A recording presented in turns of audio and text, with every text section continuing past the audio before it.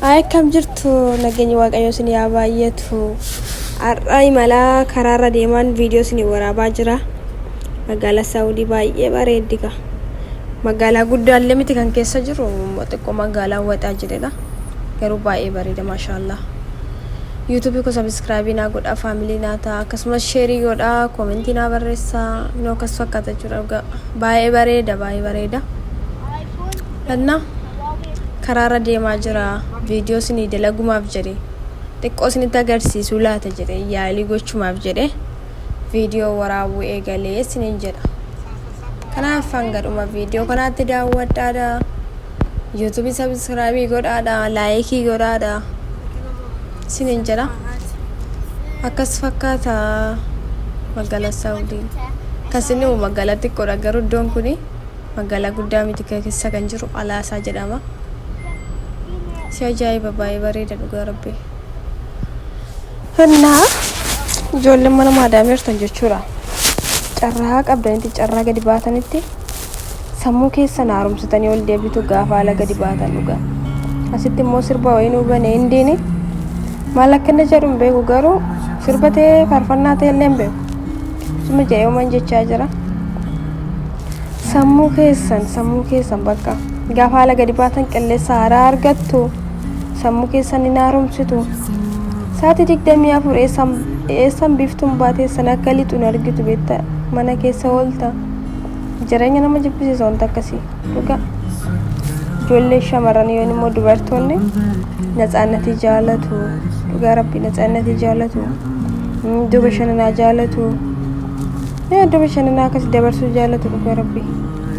garuu immoo mana keessa hidhamtee oolta oote bataam yaasxalaal dabbara innaa akkasii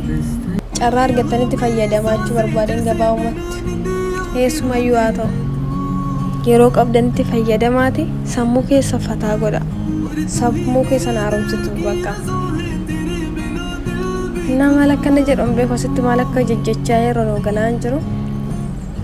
zuma jennee uummata odeessaa deemaa jirra kan deemaa jirru mukkoo shifeeritu nun deemaa jira malee maadaamii faamiti maadaamii nu biran jiran nu bira jiraatan akkasitti viidiyoo waraabuu dhugaa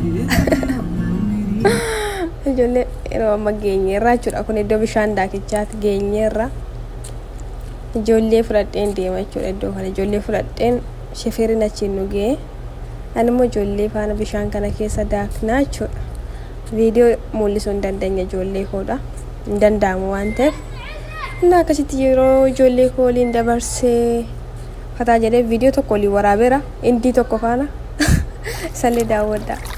amma bishaan keessa seenneerra kunoo jalqabneerra yaa rabbiin jedha bilbiloo harkatti qabeen bishaan seenee iddoo bilbiliin harka bishaan lixee maal abbaan bishaan keessa seennee bishaan baay'ee namatti tola garuu daakicha hin danda'u yaa jiru daakicha hin danda'u garuu ijoollumaa jedhee warra jirra akka dhabanii ijoolleen koo tasoo na jalaatti ni jirani na jalaatti badanii jedhee sodaata bilbila kootti gadi badee lafa dheen ol iddoo kanatti laatti gadi lafa dhee bilbila koo gadi ol bataama shaggaari dhabar kun hunduu viidiyoo isin waraabuudhaaf asitti odeessaan jira kaa oduu lama ta'e fakkaata asiis odeessaa achiis odeessaa ta'e anni akkas fakkaata dhugaa baay'ee bareeda yeroo qabdanitti baati yeroo jarrisi fuudhee bahetti jechuudha garuu namni akkasitti yaade sammuu kee firii godhi jedhee keessi baasu hin jiru kana garaachillee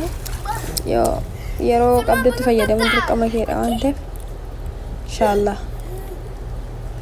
akkasisin hin jedha kun ummataa jira daawwataa jirtu bite ijoollee kaameraa keessa galuu akkati jaallatan kaameraa keessa galuu akkati jaallatan ani immoo kaameraa keessa galuun barbaadu maatiin hin eeyyamu ta'u bishaan achirratti irra ci'aa jiru kun ola innaa akkas ture walumaa guyyaa irraa hangadhuma viidiyoo kanatti baga nu daawwattanii thank you YouTube subscribe godhaa nagaan turaa sinin jedha baay'ee sin jaalladha lafa nagaa oolaa sinin jedha bye. Shatar.